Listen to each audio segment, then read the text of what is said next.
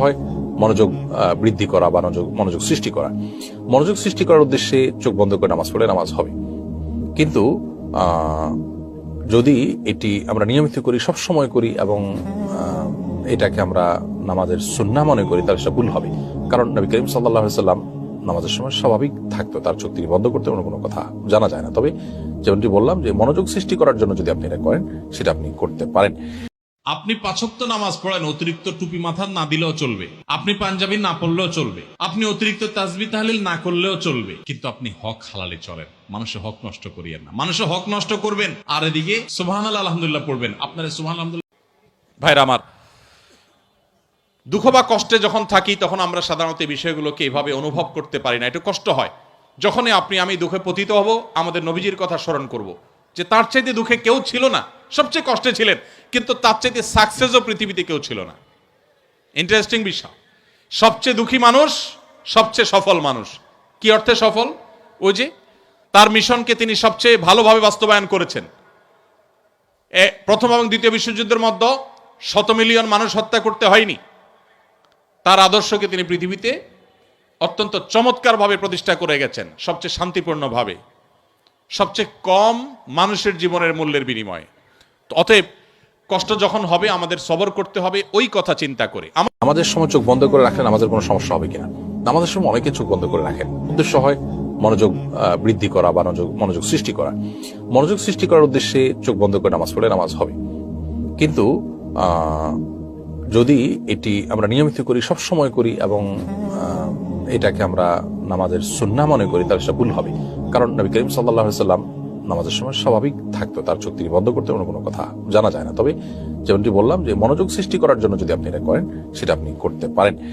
সন্ধ্যার পর শুয়ে পড়ে, আর আমাদের বাঙালির রাত শুরুই হলো 10টার পর, তাই না?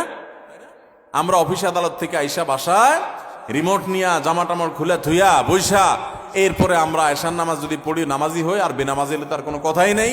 আইসা আমরা সোফা বসে এবার আমরা রিমোট দিয়া একটা পর একটা চ্যানেল পাল্টাতে থাকি, এরপরে মোবাইলে ফেসবুকে আতাইতে থাকি, খাওয়া দাওয়া করে শুধু আমাদের 12টা, 12:30, 1টা।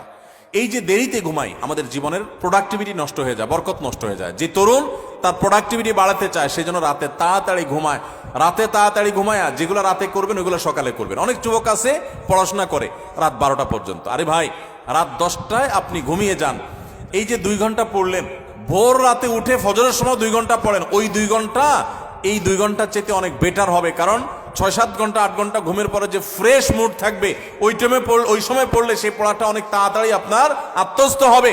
আপনি সারা দিনের হ্যাসেলের পর রাত্রে পড়তে যান, আপনার মাথায় পড়াটা এত তাড়াতাড়ি রপ্ত হবে না, যত তাড়াতাড়ি রপ্ত হবে 6-7 ঘন্টা ঘুমানোর পর। আমি একটা কথা সবসময় বলি, এই যে হেফজুখানার ছাত্রদেরকে আমরা পুরস্কার দিলাম আজকে, সারা বাংলাদেশের সমস্ত হেফজুখানার ছাত্রগুলো এক একটা মিরাকল, এক একটা অলৌকিক।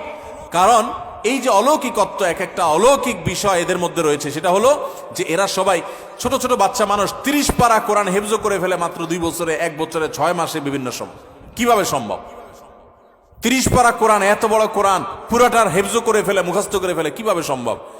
যে কয়েকটা সিক্রেট আছে, এই সিক্রেটস গুলোর মধ্যে একটা সিক্রেট হলো, একটা রহস্য হলো যে হেফজুখানায় 100% ছেলেরা রাতে তাড়াতাড়ি ঘুমায়।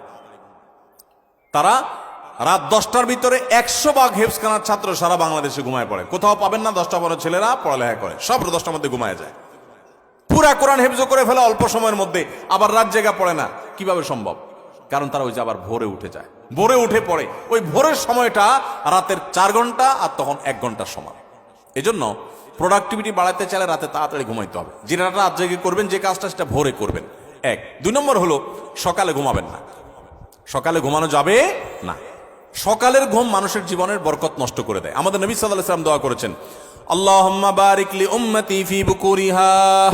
আল্লাহ আমার উম্মতের জন্য সকালের সময়টাতে বরকত দান করবেন, আর ওই টাইমে আপনি ঘুমায় থাকেন। সকালে আপনি পড়ালেখা করেন, ছাত্র মানুষ, তাহলে পড়ালেখা বরকত হবে। আপনি কর্মজীবী কাজ করেন, আপনার কাজে বরকত হবে। আপনি কৃষক কৃষি কাজ করেন, আপনার জীবনে বরকত হবে। আমাদের সমাজে, আমাদের দেশে 9টা 10টা, সকাল 9টা 10টা 11টা আগে দোকান খোলে না, কারণ পাবলিক ঘুমায় থাকে না, একটাই না, রাত জায়গায় আড্ডা মারে আর সকালে ঘুমায় থাকে। ঠিক না ভাই? ঠিক। আমাদের প্রোডাক্টিভিটি নষ্ট হয় এই কারণে। আপনি কিছুদিন এটা করে দেখেন, দেখবেন আপনার জীবনে কি পরিমাণ বরকত এসেছে। আলহামদুলিল্লাহ। আমি আমার বাসায় আমার ফ্যামিলির সদস্যদের এটার উপরে উদ্বুদ্ধ করেছি, তারা আমল করে, রাতে তাড়াতাড়ি ঘুমায় পড়ে। 10টার ভিতরে সবার ঘুম শেষ।